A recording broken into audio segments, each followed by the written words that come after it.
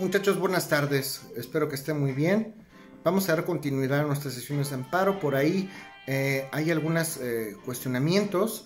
Me han planteado referente a la competencia. Espero que hayan quedado satisfechos, que hayan quedado concluidos, que hayan entendido este tema de la competencia, porque aunque no es muy complejo, en realidad son reglas muy específicas, muy concretas.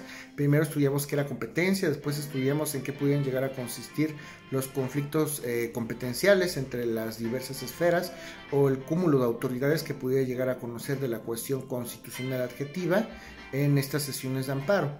Si tienen alguna duda de esos temas, recuerden que con todo gusto lo pueden manifestar a través de los canales ya conocidos.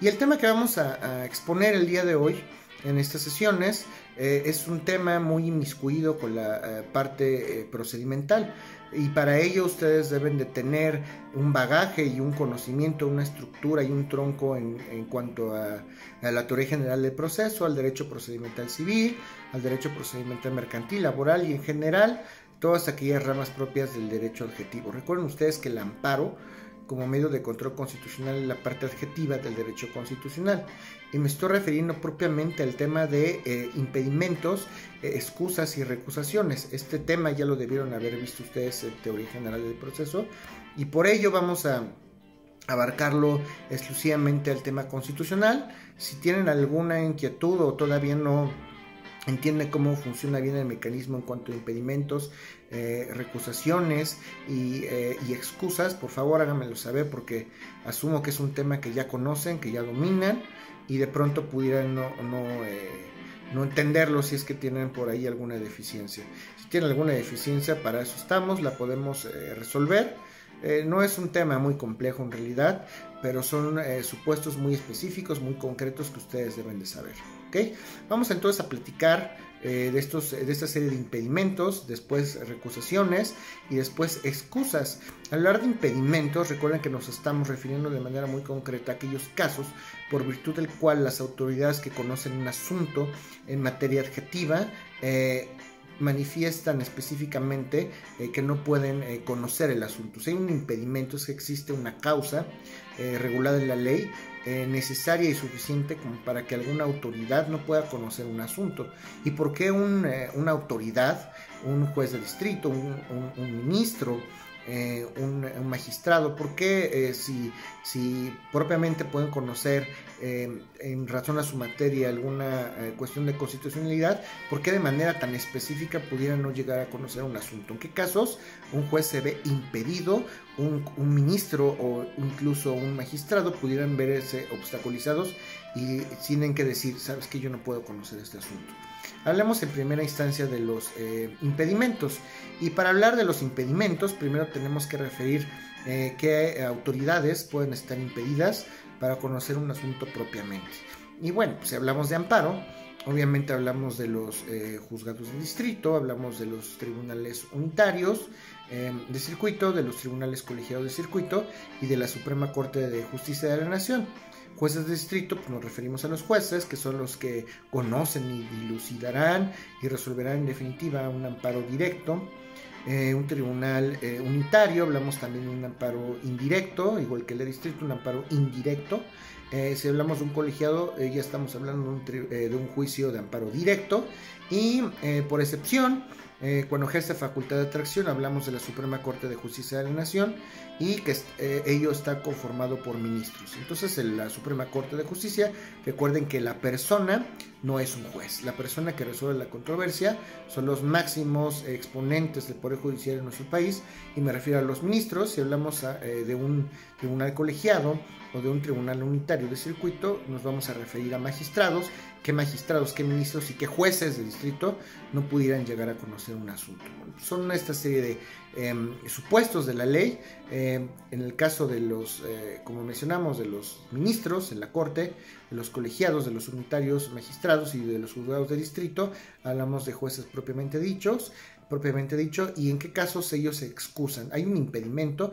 El impedimento, deben ustedes saber que es la causa legal por virtud de la cual uno de estos funcionarios, ya sea juez, magistrado o ministro, no puede conocer. Es el hecho previsto en la ley por virtud del cual no pueden conocer un asunto. Y hay dos maneras de hacerlo valer: a través de la recusación, y a través de la excusa. Cuando hablamos de la excusa, es el propio funcionario quien hace saber que tiene un impedimento para no poder conocer un asunto. Si existe el impedimento y por alguna razón el funcionario no lo hace valer, será el particular quien le hará saber ese impedimento a ese funcionario y le dirá, ¿sabes qué? Oye, juez, oye, ministro, oye, magistrado, tienes un impedimento, no puedes conocer. Tú debiste haberte excusado de haber conocido este caso. No lo puedes conocer porque hay un impedimento legal para que lo conozcas. ¿Qué tipo de impedimento puede existir para que un juez, un ministro o un magistrado no pueda conocer? Y rebobinando un poco, si una autoridad es quien se actualiza un impedimento y es quien dice que no puede conocer, estamos hablando de una excusa. Yo me excuso como juez, como ministro, como magistrado de conocer porque hay un impedimento. Si no lo hacen valer las autoridades, yo como particular tendré que hacerlo valer. Oye juez, oye ministro, oye magistrado, hay un impedimento, no lo puedes conocer y hay una manera específica de substanciar estos impedimentos. Vamos a hablar entonces de los impedimentos. ¿Cuáles podrían ser los impedimentos para que esos personajes no conozcan un asunto? En primer lugar, vamos a hablar del parentesco. ¿Qué pasa si un juez, un ministro o un magistrado tiene parentesco con las partes involucradas en el juicio, refiriéndonos de manera concreta a las autoridades responsables, o al quejoso, o al tercero interesado, o incluso hasta el abogado, ya sea el tercero interesado del quejoso? Pues hay un parentesco en línea recta, es decir, en ascendiente o descendiente, ya sea papá, mamá, si son papá, mamá, abuelos, o si son hijos en línea recta descendiente. Recuerden que la línea recta ascendiente, los parientes que están arriba de nosotros, padres o abuelos, bisabuelos, etcétera, y los descendientes serán nuestros hijos, nuestros nietos, nuestros bisnietos, etcétera. Y los colaterales serán los primos, a lo mejor, y aquellos que van en una línea que no es propiamente recta, ya sea ascendente o descendente, sino colateral, incluso hasta parentesco político. Si hay algún tipo de parentesco en línea recta, incluso las esposas, si hay alguna esposa o esposo que conozca de un asunto, oye, sabes que mi esposa es juez de distrito y ahí cayó el amparo. Yo soy abogado litigante y cayó en el juzgado donde mi esposa es ministro, donde mi esposa es juez o donde mi esposa es magistrado, pues naturalmente se actualiza un impedimento porque entendemos que no va a haber objetividad porque hay interés. Entonces, en el caso de los cónyuges, en el caso de del parentesco de manera colateral, hay parentesco sanguíneo y por afinidad. El parentesco sanguíneo, recuerden ustedes que son los parientes de sangre, padres, hijos, y el colateral, o más bien, o colaterales por consanguinidad, y el parentesco por afinidad, todos aquellos que por unión o por razón del cónyuge pudieran tener un parentesco político. Entonces, los colaterales hasta el cuarto grado, si tengo algún pariente colateral hasta el cuarto grado, yo soy abogado o algún juzgador, tiene algún parentesco con alguna de las partes colaterales hasta el cuarto grado, se actualiza un impedimento, no pueden conocer. Un colateral por afinidad tampoco sería posible, y en el caso del colateral por afinidad es hasta el segundo grado. En pocas palabras, si hay parentesco, no pueden conocer porque asumimos que hay un interés. Dos, ya lo dice de una manera muy marcada la ley, si alguna de las partes o si alguno de los funcionarios, ya sean ministros, magistrados o jueces, tienen un interés directo en el asunto, ellos o sus esposas, ahí me interesa que este amparo sea a favor o sea en contra. Naturalmente no se tendrán que declarar impedidos. El tercer supuesto es que hayan sido abogados, si cualquiera de estas autoridades, porque pudieron haber tenido un pasado jurídico, no siempre a lo mejor fueron jueces, magistrados o ministros, y a lo mejor en el pasado fueron abogados de las partes involucradas en el amparo, pues también existe un impedimento muy marcado. Ese es el tercer supuesto. Hablemos del cuarto supuesto. ¿Qué pasa si han sido autoridades, si el ministro, si el juez o el magistrado en algún momento fueron autoridades responsables o resolvieron alguna cuestión de fondo, emitieron alguna sentencia inherente al juicio en cuestión, también se actualiza un impedimento para que conozcan del asunto. Otros supuestos, si también en su momento fueron consejeros, aconsejaron o asesoraron para dictar la resolución correspondiente a alguna autoridad respecto de este acto reclamado o de cuestiones tendientes al juicio en cuestión. Si aconsejaron a algún asesor para que resolviera en un momento dado en un tal sentido, sabes que yo no sé o tuve que acudir, no sé mucho derecho, no sé mucho de esta materia, puedo acudir, puedo tener un asesor y si yo asesoré y esa opinión influyó en que se determine de una o de otra manera algún juicio relacionado con el que se va a tramitar, se actualiza otra causal u otro impedimento. Así es este supuesto. Hablemos de otro supuesto, que los ministros, jueces o magistrados hayan sido partes en algún amparo relacionado con la causa que se pretende conocer. Se actualiza otro supuesto de impedimento. Otro supuesto es que los jueces, magistrados o ministros hayan sustentado una relación de amistad con los abogados o los representantes o el quejoso o el tercero interesado. Si hubo amistad o si hay una amistad, también entendemos y asumimos que hay un interés directo en que se resuelva o se pudiera resolver a favor o en contra de otra persona. El amparo, pues no somos objetivos y se actualiza otra causal u otro impedimento. Y pues bueno, cualquier otra situación que pudiera nublar la objetividad y la imparcialidad por parte de estos jueces, magistrados o ministros al momento de conocer un asunto, si ellos propiamente reconocen y hacen valer ese impedimento, estamos hablando de una excusa. Si lo tienen que hacer valer las partes porque las autoridades no lo hicieron de esta manera, hablamos de una recusación. Muy bien. Y bueno, pues son todas estas causales de impedimento que hemos mencionado anteriormente, si no son invocadas, como mencionamos, por parte de las autoridades, si no se excusan de conocer el asunto, los particulares pueden hacerlo vía valer, las partes pueden hacerlo valer vía recusación, si se actualiza alguna de estas causales. Aquella persona o aquel ente que se excusa de resolver respecto de un asunto en particular pudiera llegar que obviamente se encuentre impedido y pudiera llegar a conocer alguno de estos asuntos, de manera general no va a conceder la suspensión. Si yo no me considero, si existe alguna causal para que yo sea impedido o que tenga algún impedimento o me considero impedido porque mi juicio está nublado, pues vamos a hablar de alguna actualización de este supuesto. Muy bien, hay algunos supuestos, naturalmente no pueden conocer el asunto si hay un impedimento y no pueden pronunciarse naturalmente respecto de la suspensión del acto reclamado. Si hay un impedimento y se hace valer y es próspero, esos personajes, juez, magistrado, ministro, no pueden resolver cuestiones inherentes a la suspensión del acto reclamado, excepto cuando haya, y menos cuando hay un interés personal, excepto cuando sean actos urgentes, privativos de libertad, penas inusitadas, previstas en el 22 constitucional, o actos privativos del ejército, cuando la suspensión proceda de oficio, aunque haya por ahí algún impedimento. Yo ya sé que por ley se tiene que proveer la suspensión del acto reclamado, porque la ley así lo indica, y no tengo que discernir, no tengo que entrar a estudiar el fondo del asunto, y aún así hay amistad, pues no merma absolutamente nada, porque de cualquier manera se tenía que conceder la suspensión. Y me refiero a estos actos previstos en el 22 constitucional o esta incorporación forzosa al ejército o fuerza armada.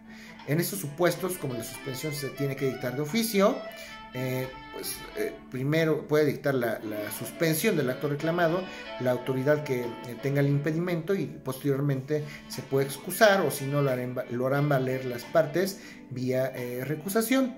Y bueno, pues deberá surtir efectos esta suspensión del acto reclamado, y la autoridad competente que al final del día resuelva si existe o no impedimento, en su momento, si no se dictó la suspensión del acto reclamado, será la que tenga que proveer ya la suspensión cuando entre al fondo del asunto. Muy bien, ahora Ese es el tema entonces de recusación, ese es el tema de impedimentos, ese es el tema de excusas. Las excusas o recusaciones, cuando se conocen estas excusas o recusaciones por parte de la Suprema Corte o de los tribunales colegiados o de los juzgados de distrito, ¿qué pasa? ¿Cómo seguiríamos entonces un proceso?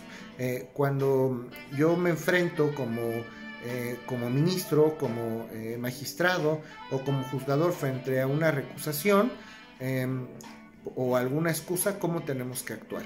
¿Quién va a decidir si se actualiza el impedimento o no se actualiza? Pues el Pleno, refiriéndonos propiamente a asuntos que no sean competentes, alguno de los ministros inmiscuidos en el asunto, el Pleno, si hay algún ministro por ahí que se encuentra impedido o que se excusa o que lo recusaron, el Pleno va a decidir si en efecto existe un impedimento o no.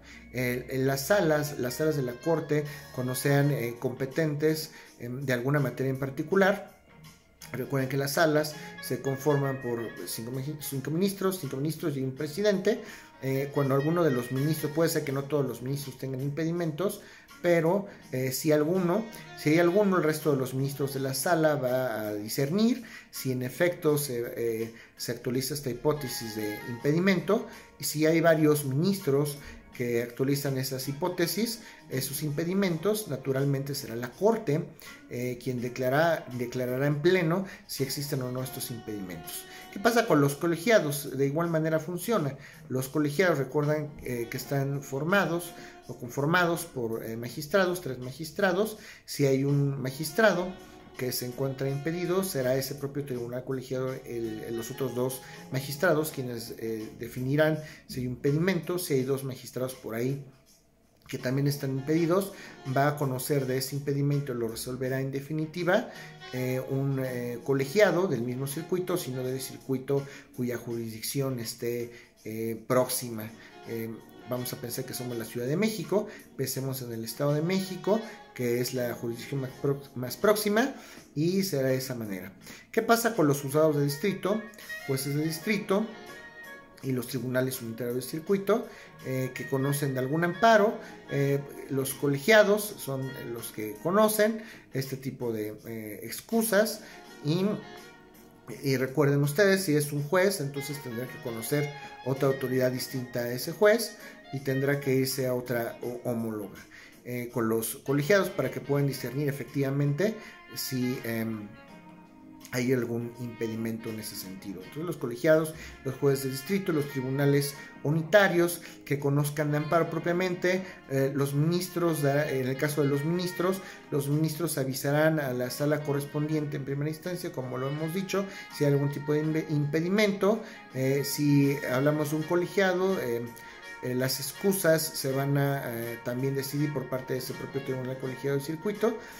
Cuando hablamos de la Suprema Corte de Justicia de la Nación, en los demás casos en los que los ministros deciden o indiquen o se consideren actualizados en algún impedimento, esas excusas, como indicamos, se resolverán en la sala, o si hay más ministros impedidos, se van a resolver en el pleno.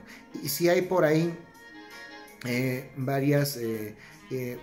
unos votos o hay empate, el presidente de la Corte será quien decidirá en definitiva qué ministros son los que van a conocer de un acto que pueden llegar a presentar algún impedimento. En pocas palabras, si varios ministros se ven impedidos para conocer un asunto, el presidente es el que tiene el voto de calidad y va a escoger cuáles son los ministros de manera concreta que van a resolver si existe algún tipo de impedimento. Recuerda que los ministros nada más son 11 y es en el mismo caso de los colegiados, como estábamos comentando.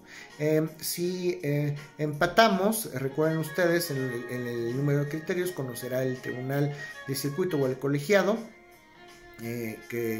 que sea de la misma región. Vamos a pensar en la Ciudad de México. ¿Qué pasa si algún tribunal colegiado de circuito o algún unitario que está conformado por magistrados tiene 2 o más magistrados que sean incompetentes? Conocerá el impedimento uno de la misma circunscripción, uno diferente, el próximo en turno. Hoy en el tribunal unitario de circuito, quinto, materia civil, hay 2 magistrados impedidos. vamos a hacer que sea el sexto en materia civil de la misma materia, el consecutivo ordinario, y él será quien conozca. Y como comentamos en su momento, si no se puede hacerlo de esta manera, vamos a aterrizarlo por región, ¿okay? ¿Qué pasa entonces con los juzgados de distrito? Los juzgados de distrito van a conocer también impedimentos. Cuando algún juez de distrito tenga algún impedimento para conocer una cuestión en carácter de amparo, tenemos que elegir a otra autoridad del mismo circuito para que conozca esta región, para que conozca este impedimento por su región. Hablamos del quinto juzgado de distrito en materia penal, conocerá el sexto juzgado de distrito en materia penal, y si no, si también hay un impedimento, conocerá el próximo de la región. ¿Okay? Más o menos se maneja, y no más o menos, así se maneja, así lo establece la ley de amparo. Si tienen alguna duda, recuerden que la fórmula básica es que el propio juzgado decidirá en caso de que exista alguna causal de impedimento. Si el juez se declara impedido, conoce a otro juez homólogo del mismo circuito, de la misma materia, y si no se puede, será de la circunscripción más cercana, para que en ese sentido puedan discernir si hay o no impedimento. Si hay colegiados, si ya son órganos colegiados donde hay dos o más funcionarios que conformen un tribunal, si hay un solo magistrado o un solo ministro, los mismos órganos de la sala o del colegiado decidirán si ese ministro o ese magistrado tiene impedimento, o si no, decidirá el próximo inmediato, o en el caso de la Suprema Corte, será el Pleno quien resuelva, o en su defecto el propio presidente quien dará el voto de calidad. ¿Qué pasa y cómo funciona este tema de la recusación?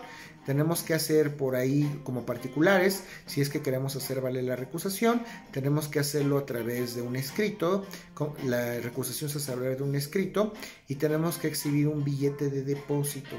Si vamos a exponer una recusación, tenemos que exhibir un billete de depósito, señalando como máximo, en la ley se señala como máximo una penalidad que se establece a los funcionarios que conocen de asuntos que no puedo conocer, y esa cantidad será la que ampara el billete de depósito. En pocas palabras, ¿qué pasa si un juez, si un magistrado o si un ministro no puede conocer un asunto porque está impedimento y aún así lo conoce?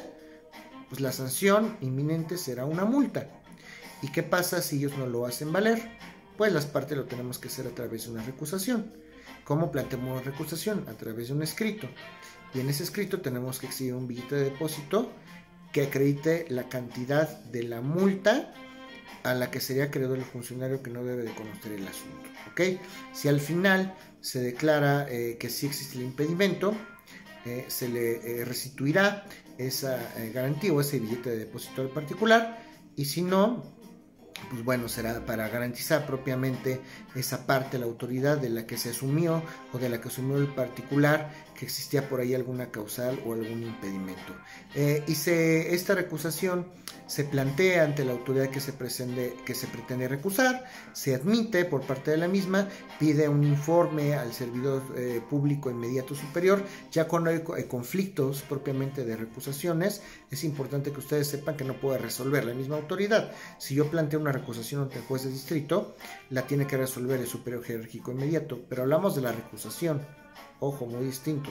Yo como particular planteo una recusación escrito, la admite el funcionario competente, vamos a pensar en un juez de distrito, el juzgador de distrito admite a trámite esa recusación, la va a mandar al superior jerárquico, se va a discernir si es fundada o si no es fundada. Si es fundada ese impedimento, esa acusación, entonces dentro del plazo de 24 horas tenemos las autoridades correspondientes deberán estar conociendo el asunto.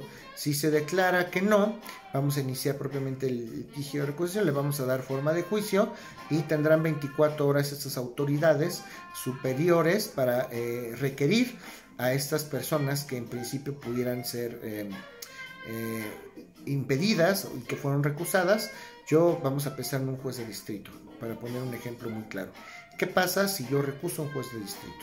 El juez de distrito tiene que admitir, se lo va a remitir al superior jerárquico, que será en este caso, como pensamos en un juzgador de distrito, un tribunal colegiado de circuito. El tribunal colegiado de circuito, cuando admite, va a dar un plazo a ese juzgador de distrito para que haga su informe respecto a estas causales de impedimentos, y tendrá que remitirlo propiamente al colegiado. El colegiado va a abrir un periodo probatorio para ver si efectivamente existe esta causal de impedimento. También hay un periodo probatorio. Nosotros, como particulares, debemos de ser muy estrictos y muy minuciosos para señalar estas causales.